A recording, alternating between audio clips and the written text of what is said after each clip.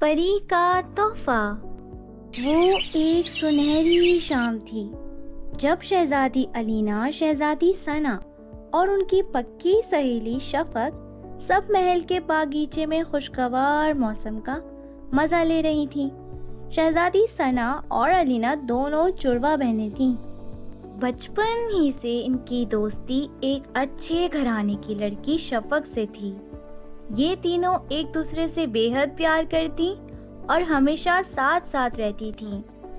اس شام وہ باغیچے میں بیٹھی مختلف موضوعات پر باتیں کر رہی تھیں کہ اچانک ایک خوبصورت پرندہ ان سے کچھ فاصلے پر آ کر گرا۔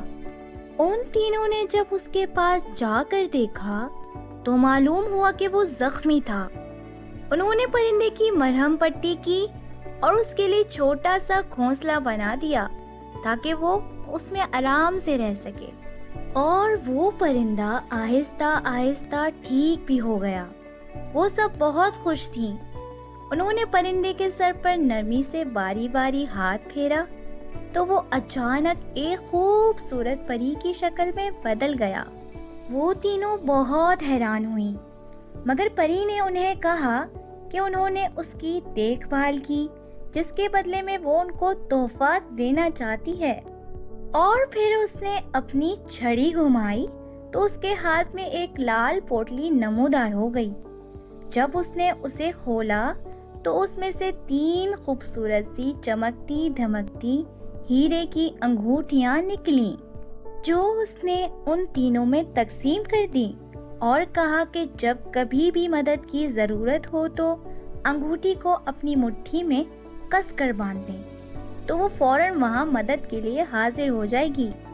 وہ تینوں یہ بات سن کر تھوڑی حیران ہوئیں، مگر پھر انہوں نے سوچا کہ اس طرح تو ان کی ہر مشکل آسان ہو جائے گی، تو انہوں نے پری کا شکریہ ادا کیا اور محل میں چلی گئیں۔ اور پھر دن یوں ہی گزرتے گئے اور تینوں پکی سہیلیاں 18 سال کی ہو گئیں تو ان کے والدین کو ان کی فکر ستانے لگی۔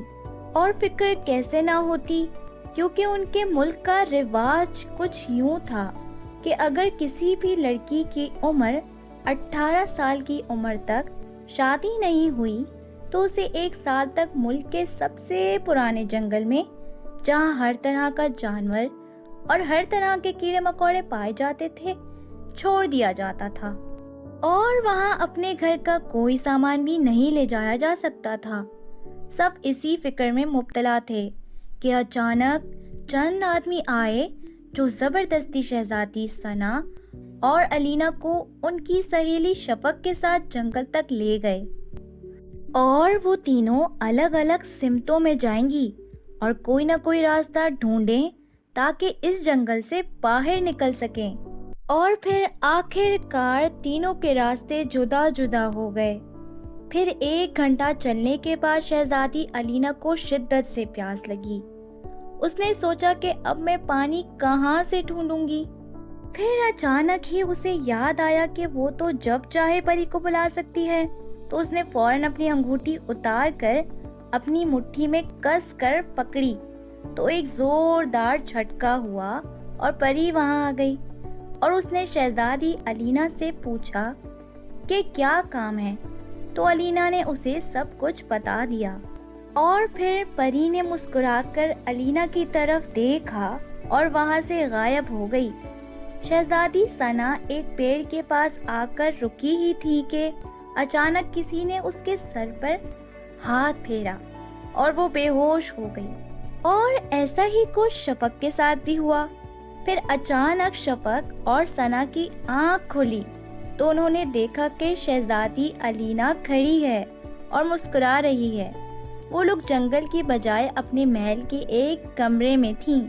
ان دونوں نے حیرت سے الینا کی طرف دیکھا تو اس نے بتایا کہ اسی نے پری سے کہا تھا کہ وہ ان دونوں کو اس کے پاس لے کر آئے، اور پھر انہیں چپکے سے محل کے کسی کونے کے کمرے میں چھوڑ دے جہاں لوگوں کا گزر نہ ہو، اور ان دونوں ثنا اور شفق کو بھی اس بات کا علم نہ ہو، ورنہ وہ دونوں ڈر جائیں گی، کیونکہ ثنا اور شفق دونوں ہی پریوں اور جادو سے ڈرتی تھیں۔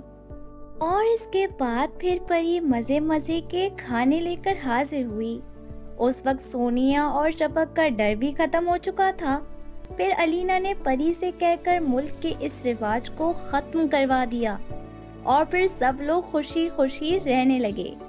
تو پیارے بچوں، اس کہانی سے ہمیں ایک اچھا سبق ملتا ہے کہ ہمیں آپس میں ایک دوسرے کی مدد کرنی چاہیے، تاکہ جب ہم کسی مشکل میں ہوں تو کوئی ہماری بھی مدد کر سکے۔